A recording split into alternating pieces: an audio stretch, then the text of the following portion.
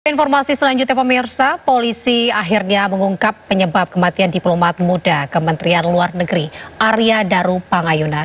Polisi menegaskan belum menemukan adanya pidana dalam kasus ini dan Arya Daru dipastikan meninggal dengan mengakhiri hidupnya sendiri. Dalam keterangan pers bersama polisi, menyebut Arya Daru meninggal dunia dengan cara mengakhiri hidupnya sendiri tanpa adanya keterlibatan pihak lain. Dari jejak digital, polisi juga menyebut tidak adanya ancaman baik fisik, psikis maupun kekerasan terhadap Arya Daru. Dalam mengungkap misteri kematian sang diplomat muda, Polda Metro Jaya menggandeng berbagai pihak, baik dari Mabes Polri hingga Asosiasi Psikologi Forensik APSIFOR.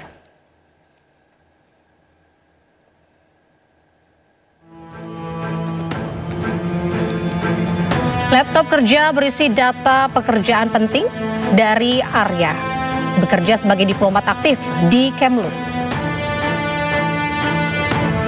Beberapa potong pakaian baru ditemukan di dalam tas, diduga baru dibeli Arya. Terdapat beberapa obat di bawah Arya. Polisi temukan dokumen medis dari sebuah rumah sakit umum di Jakarta pada Juni 2025. Polisi tidak mengungkap isi surat karena alasan privasi.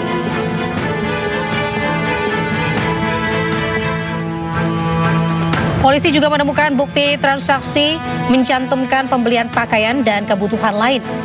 Lokasi dan waktu pembelian menjadi petunjuk aktivitas Arya. Berbagai alat kerja seperti dokumen cetak, alat tulis, dan map kantor juga ditemukan. Memperkuat bahwa Arya memang datang ke kantor malam itu.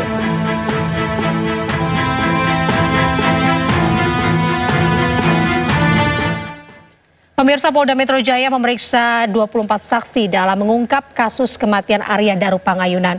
Polisi juga mengamankan lebih dari 100 buah barang bukti dari berbagai tempat.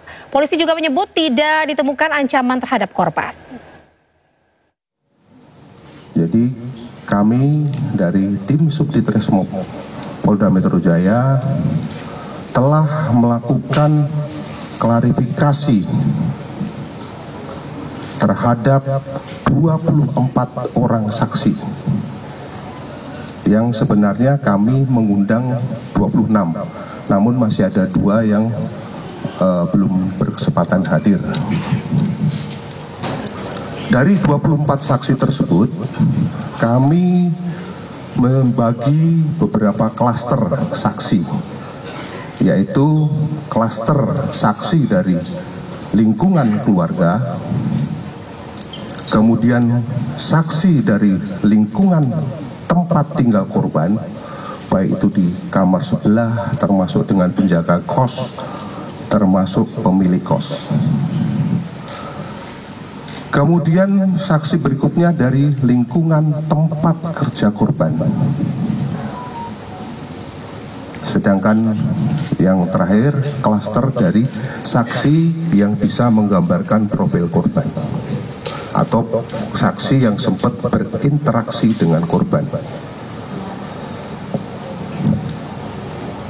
Dari olah TKP yang dilakukan, baik itu di tempat kejadian perkara maupun di tempat lain yang pernah dilalui oleh korban sebelum kejadian, penyelidik mengamankan barang bukti berjumlah 103 unit barang bukti atau 103. Yang terpenting terhadap hasil penelitian ini bahwa belum ditemukan adanya informasi ataupun dokumen elektronik yang berisi muatan ataupun ancaman baik fisik maupun psikis maupun ancaman kekerasan terhadap korban. Jadi saya ulangi lagi, dari hasil penelitian secara digital tidak ditemukan ancaman fisik maupun psikis terhadap korban, termasuk ancaman kekerasan. 11 barang bukti dan melakukan uji terhadap barang bukti yang ada, dengan hasil tidak ditemukan adanya DNA milik orang lain selain DNA milik korban, termasuk pada lakban dan barang bukti yang ada di TKP pada saat itu, mulai dari spray, kemudian sarung bantal, gelas dan lain sebagainya, itu hanya DNA milik korban. Disimpulkan bahwa indikator daripada kematian daripada ADP ini mengarah pada indikasi meninggal tanpa keterlibatan. Pemirsa, kita simak pernyataan tim dokter forensik RSCM yang menyebut ada beberapa luka lecet di bagian wajah dan leher korban. Penyebab kematian disimpulkan karena korban tidak bisa bernafas. Adanya luka terbuka dangkal pada bibir bagian dalam, luka-luka lecet pada wajah dan leher, serta memar-memar pada wajah, bibir bagian dalam, dan anggota gerak atas kanan akibat kekerasan tumpul. Selanjutnya, ditemukan darah berwarna lebih gelap dan encer, lendir serta busa halus pada batang tenggorok, adanya sembab paru, tanda-tanda perbendungan pada seluruh organ dalam, dan tidak ditemukan adanya penyakit pada organ-organ dalam almarhum.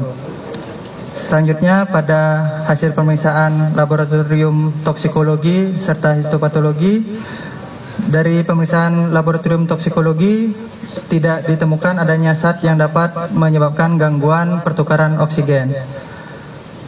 Tidak ditemukan adanya penyakit ataupun zat yang dapat menyebabkan gangguan pertukaran oksigen pada organ ataupun jaringan tubuh almarhum. Maka sebab mati almarhum akibat gangguan pertukaran oksigen pada saluran nafas atas yang menyebabkan mati lemas.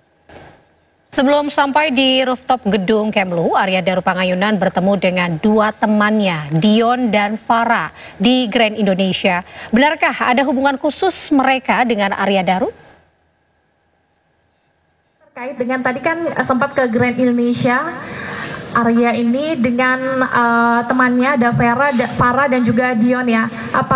Apakah hubungan atau keterlibatan antara Farah dengan Arya? Kemudian Farah ini apakah sudah masuk ke 24 saksi yang telah dimintai keterangannya, atau bahkan Farah ini masuk ke 2 yang belum dimintai keterangan? Terkait dengan apakah sudah diambil keterangan, Farah sudah. Kalau masalah hubungannya kami tidak bisa sampaikan karena itu privasi. Pemirsa, dari pemeriksaan CCTV di rooftop gedung Kementerian Luar Negeri, penyelidik Polda Metro Jaya mengungkap ADP mencoba melompat beberapa kali namun gagal. Yang di lantai 12 memakan waktu sekitar 1 jam 26 menit. Perlu kami sampaikan bahwa di sana ada beberapa event kegiatan yang terekam di CCTV dan itu sudah dilakukan pemeriksaan oleh lab digital. Ada saat-saat daripada korban mencoba menaikkan badannya lebih tinggi dari pagar. Jadi perlu kami jelaskan, pagarnya di sana tingginya adalah 150 cm. Percobaan pertama sampai sebatas ketiak, jadi di sudut sebelah sini. Sedangkan yang percobaan kedua, kami ulangi, yang di percobaan pertama di sudut sebelah kiri, di mana korban sampai di batas ini ya, itu di bawahnya adalah lantai rooftop lantai 11 dengan ke bawah. Itu sampai di ketiak ya, sampai ketiak. Kemudian yang di sebelah sini, mohon maaf, itu sudah hampir di atas pusat katanya, karena posisi udah begini lah. Itu terekam semua, filenya ada lengkap. Kemudian Yang kedua tadi, Polri dalam hal ini kita menyimpulkan kasus ini adalah tidak ditemukan peristiwa pidana. Itu hanya yang bisa kita simpulkan. Tidak boleh menyimpulkan yang lain. Kalau kita simpulkan yang lain salah karena bukan wewenang kita. Penyidik adalah melakukan penyelidikan ada atau tidaknya peristiwa pidana. Itu yang kami simpulkan.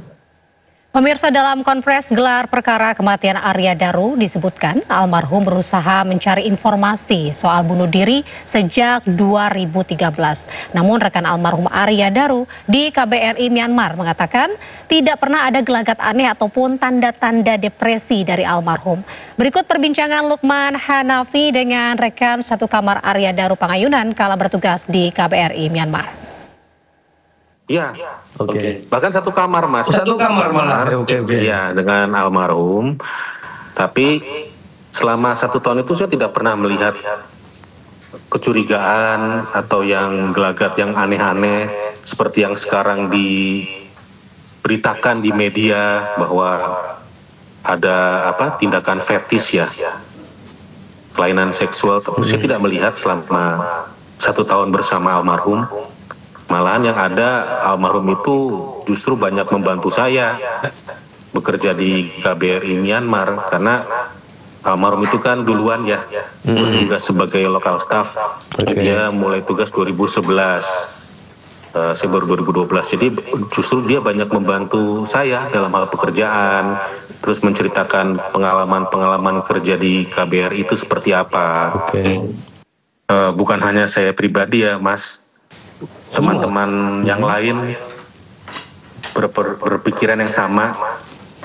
Ini pasti ada tindakan pembunuhan yang sangat berencana, rapi ya, terorganisir lah istilahnya gitu, pembunuhan. Sedangkan kalau ada yang dibilang bunuh diri, itu saya tidak yakin bunuh diri itu. Kemudian ada lagi sekarang ada opini baru, tindakan fetis, itu saya juga tidak yakin. Kita lebih kepada ini seperti pembunuhan yang berencana ya, yang sudah di-setting sedemikian rupa. Sehingga sampai hingga saat ini belum ketemu nih. Kita masih menanti jawabannya bagaimana. Ricu antre BBM di SPBU, 1 warga pingsan. Informasi lengkapnya usai jeda, tetaplah di Sindo Malam.